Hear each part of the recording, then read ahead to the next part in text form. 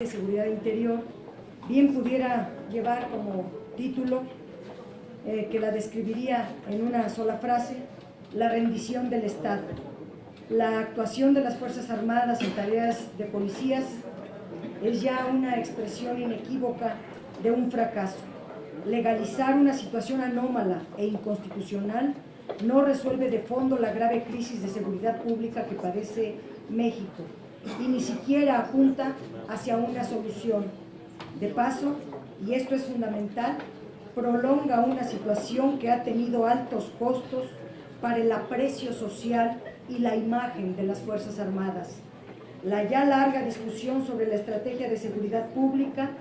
tiene como telón de fondo un incremento sostenido de la violencia, pese a la presencia de las Fuerzas Armadas, que ciertamente es demandada por sectores sociales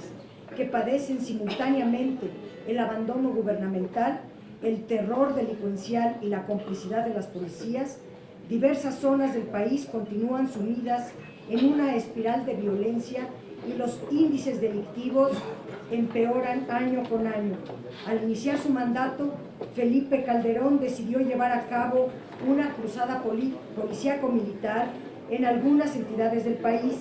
Lo hizo para tratar de obtener rentabilidad política y a partir de un diagnóstico equivocado de la fuerza y la capacidad organizativa de los grupos delictivos que prácticamente controlaban la vida social en extensas zonas de Michoacán y de Chihuahua, sin contar con los más mínimos elementos estadísticos, criminalísticos, de inteligencia, ni operativos que sustentaran una intervención de tal magnitud.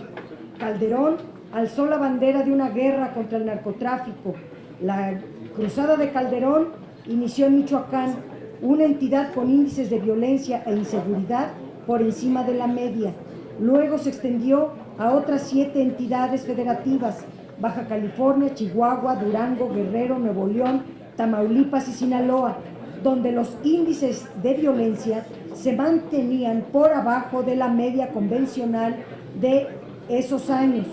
La presencia de las Fuerzas Armadas no mejoró la situación, por el contrario, ocurrió un repunte de la violencia acompañado de un debilitamiento de las estructuras estatales y municipales de seguridad pública. En el texto aprobado por la colegisladora y en el dictamen que está en nuestras manos, encontramos constantes referencias a la debilidad de las corporaciones policiales, estatales y municipales, a la infiltración de los cuerpos policiales por parte de los grupos delincuenciales. Ambas aproximaciones son parcialmente ciertas, pero no debe generalizarse. La infiltración de las fuerzas del orden, por ejemplo, abarca todos los niveles, según nos muestran numerosas evidencias. Lo que sí resulta cierto es que la mayor parte de las violaciones a los derechos humanos son cometidas por las propias instituciones del orden. La PGR, con datos, nos informa que a septiembre de 2015 las averiguaciones previas abiertas por delito de desaparición forzada se señalaba a la Policía Federal como probable partícipe en el 41% de los casos, mientras que al Ejército Mexicano se le relacionaba con el 35% de los asuntos y el 18% de la responsabilidad apuntaba hacia fuerzas locales o estatales. Estas cifras nos muestran que la crisis en los cuerpos de seguridad se encuentran presentes en todos los niveles y no solo en los municipales y estatales, como erróneamente se plasma en el dictamen a discusión. Dicha minuta también es omisa respecto del aparato de procuración de justicia, como si la seguridad pública solo fuese un asunto de la Fuerza Armada y presencia territorial, es decir, sin referencias a la investigación criminal, a las labores de prevención o a la sanción de los actos criminales. Evidentemente, no habrá una disminución sensible de los índices delictivos y la violencia, por tanto, va a persistir. En al menos 5% de los delitos es grave según la sentencia judicial. Es decir, quiero decir que la disminución sensible de los índices delictivos y la violencia, en tanto persista este horror de que al menos 5% de los delitos derive en sentencia judicial, habla de la enorme impunidad calculada por las propias instituciones en un 95%. Las cifras de homicidios dolosos han servido en estos años para medir la eficacia de un gobierno que prometió dar un vuelco a la fallida estrategia de seguridad de su antecesor, pero que en realidad continuó por el mismo camino. El resultado, como todos sabemos, es que el sexenio de Enrique Peña Nieto superará la triste marca de asesinatos de Calderón y terminará como el sexenio más violento desde la Revolución Mexicana. La normalización de la presencia de las Fuerzas Armadas en labores de prevención del delito y de seguridad pública prolongará el proceso de debilitamiento de los esfuerzos por fortalecer a las policías locales, que es el objetivo último aceptado de manera generalizada. El mismo secretario de la Defensa, general Salvador Cienfuegos, se ha expresado sobre este tema. Partidario de una legislación de corte de la que estamos discutiendo, el titular de la Sedena también dejó muy claro que los militares están no por su voluntad en un sitio que no les corresponde. Dijo textualmente el secretario: nosotros no pedimos estar aquí, no nos sentimos a gusto, los que estamos aquí con ustedes no estudiamos para perseguir delincuentes, estamos haciendo funciones que no nos corresponden, todo porque no hay quien las deba hacer y no están capacitados. La seguridad interior no es responsabilidad de la Defensa Nacional ni de la Marina, es responsabilidad de la Secretaría de Gobernación. Son palabras del general secretario. Lejos de atender la legítima preocupación de los militares,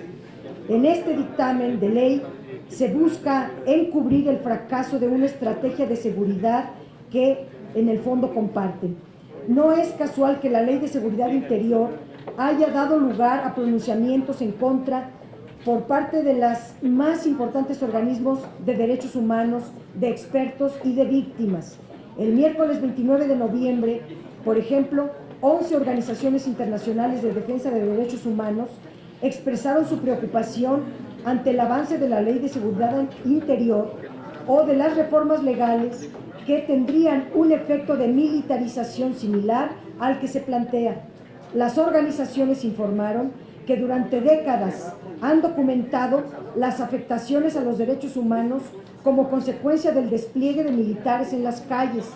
y el uso sostenido de la fuerza pública en la lucha contra la delincuencia organizada en el país, así como la impunidad que prevalece en la mayoría de estos casos.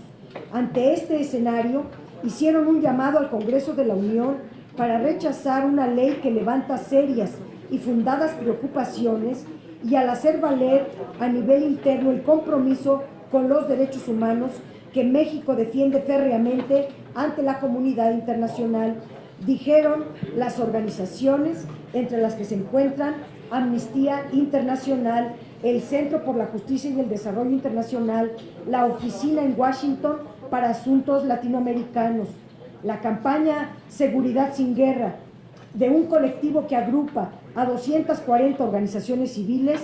ha llamado la atención sobre los riesgos que supone esta legislación, incluyendo el hecho de que provocará controversias constitucionales y amparos. El colectivo ha señalado que la aprobación de esta ley atentaría contra la Constitución y contravendría los tratados internacionales que México ha ratificado. Las organizaciones civiles nos han recordado también que la vía adecuada para despliegues extraordinarios del Ejército es el artículo 29 constitucional y que actualmente no contamos con una ley reglamentaria de ese artículo 29 y no se cuenta con una iniciativa que contemple verdaderos contrapesos y mecanismos de vigilancia. Los proyectos en discusión no son acordes con las normas internacionales en la materia. El fondo del asunto, nos recuerdan estas organizaciones, es que sigue siendo un gran pendiente, un plan, lo digo entre comillas, un plan de fortalecimiento de las policías en todos los niveles de gobierno, cuyas normas y entrenamientos expresamente integren los principios de legalidad, proporcionalidad y absoluta necesidad. La reforma de las policías, claro, debe ir acompañada, cito nuevamente, de una reforma a las procuradurías, del fortalecimiento del Poder Judicial y la atención a la crisis penitenciaria. La respuesta de quienes están empeñados en aprobar esta ley ha sido simplemente ignorar a los expertos y a las organizaciones civiles. Algunos legisladores han llegado a decir que las críticas vienen de la desinformación y de lecturas sesgadas de la ley. De ser así, entre los desinformados y sesgados estaríamos nosotros mismos, pero también la Comisión Nacional de los Derechos Humanos, que ha manifestado abiertamente sus objeciones, así como los relatores sobre la libertad de expresión de la Organización de las Naciones Unidas y de la Comisión Interamericana de los Derechos Humanos, quienes en reciente visita a nuestro país expresaron que está comprobado a nivel internacional, que cuando las Fuerzas Armadas toman las funciones de seguridad pública, la tendencia es a un aumento a las violaciones a los derechos humanos.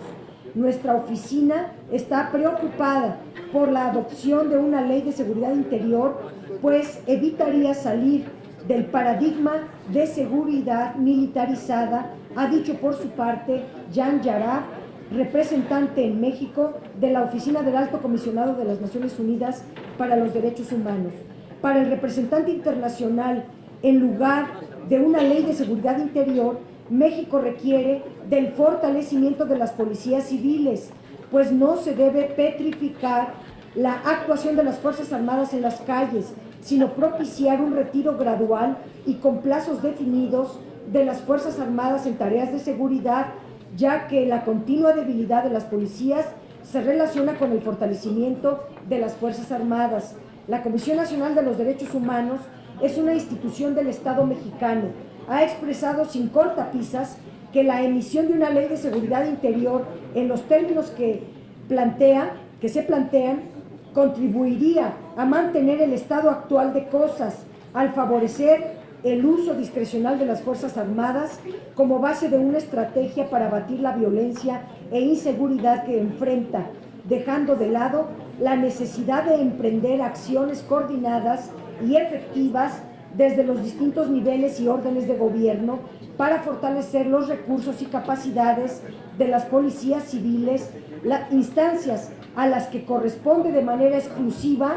llevar a cabo la tarea de seguridad pública de acuerdo a los términos del 21 constitucional. En el mismo tenor, la Comisión Nacional de los Derechos Humanos asegura que la propuesta de ley no establece en forma expresa la forma como se conciliará la prevención, la investigación y persecución de los delitos con el amplio espectro de conductas que se pretenden encuadrar como materia o riesgos a la seguridad interior, siendo en consecuencia previsible que su aplicación transgreda desde su origen garantías procedimentales básicas y derechos humanos reconocidos en la Constitución, lo cual propiciará que los responsables de la conducta ilícita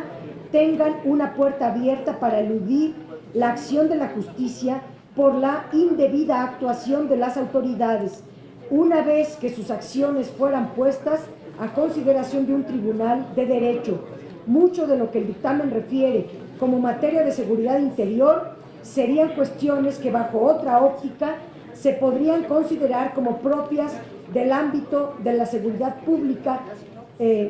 pero además se ha señalado que el Congreso de la Unión, en el artículo 73 constitucional, no tenemos facultades para legislar en materia de seguridad interior, léase el 73 constitucional. En suma, esta ley es resultado de un diagnóstico falso y parcial, nos coloca en riesgo de contravenir tratados internacionales, estará sujeta a litigio y sobre todo constituye un reconocimiento de la rendición del Estado frente a la crisis de seguridad que tanto dolor ha causado en nuestra patria.